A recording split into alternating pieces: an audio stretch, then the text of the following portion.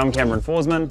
Before I came part of the racing industry, I had a sales career after a legal education at university. Turns out if I don't really love what I do, then I can't really get up in the morning and do it. So fortunately, my brother owns a racing stable and needed some help mucking out boxes, and kind of really snowballed from there.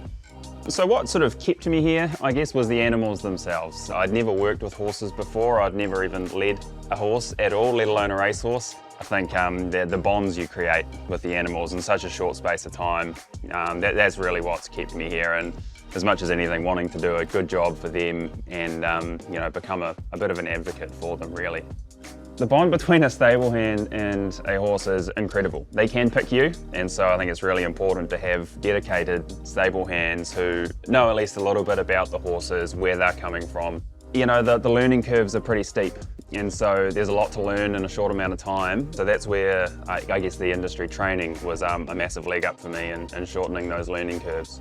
When I first applied for a stable hand license, then I was made aware of sort of upcoming requirements for continuing education. I saw that this was an opportunity that obviously the industry pays for. Some people might find that sort of thing a bit scary, different learning pathways that you can go to. So, you know, some people can do it a little bit more practically if they like. They're really helping people, you know, there's no scary tests or anything.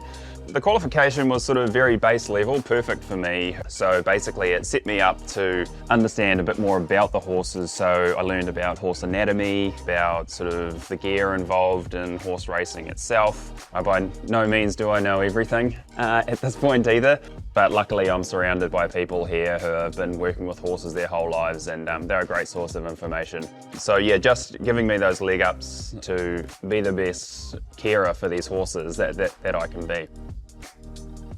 A typical day, it starts early, lots of coffee, and look, I just turn up here and I try and be the most useful person I can, honestly. So whether that's getting stuck in, mucking out boxes, hosing horses, feeding out, whatever it is that I need to do to contribute to the care of these horses. And I guess that's probably why that's a hard question to answer, because no 2 days are the same in racing. For someone considering a career change, look, there's always work in horse racing. Turn up with a positive attitude, work hard, and there's honestly, from what I've seen, not a heck of a lot of limit as to what you can achieve. My brother's a pretty good example of that.